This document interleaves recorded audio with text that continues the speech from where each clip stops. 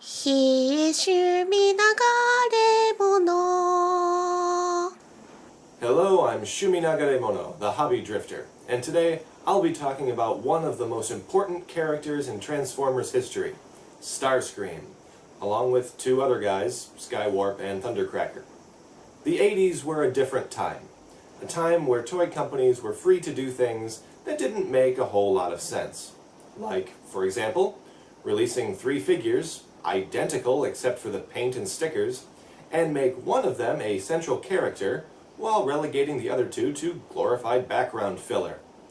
Yeah, Skywarp and Thundercracker being repaints of Starscream is a tradition at this point, a tradition that fans demand be upheld, and are willing to be gouged to keep upheld. But it's a tradition based on Hasbro being exceedingly cheap in the 80s.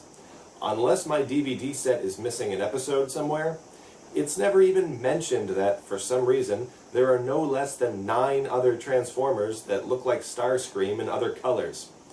And this is the only time it happens.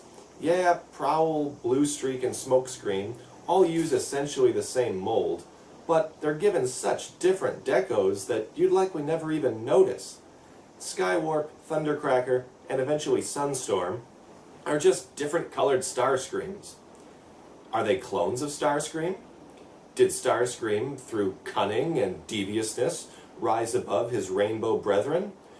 Are the other characters who share his mold proud that one of their own rose to a position only a stray laser blast away from the very top of Decepticon hierarchy? Look, the show that never even seemed to notice that Megatron and Soundwave changed size when they transformed probably was never expected to tackle that concept. But I, Shumi Nagaremono, the Hobby Drifter, will tackle telling you about the toys. And, as is my way, I'll be using the Japanese Encore versions of the mold. They're jets. They're pretty nice jets, as far as toy jets go.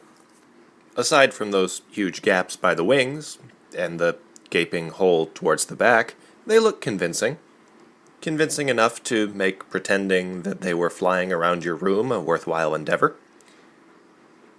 The transformation from jet to robot is pretty simple. Lots of parts forming, as it's known, but man, do I want to extend those stubby little legs. I can't, though. They don't extend. Here they are in all their robot glory. Their stubby, adorable robot glory.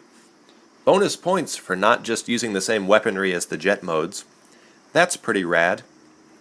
And speaking of rad, their infuriating eye stickers make them look like they're wearing some bad, as in good, 80s shades. These don't appear to stand the test of time.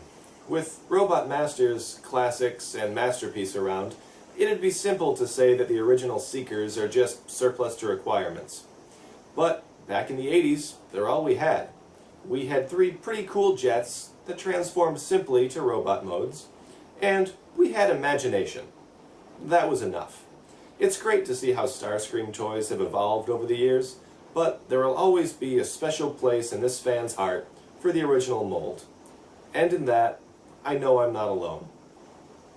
I am Shumi Nagaremono, the Hobby Drifter, and I send this message to any fans of classic toys taking refuge on the World Wide Web. Happy hobbying! He is Shumi Nagaremono.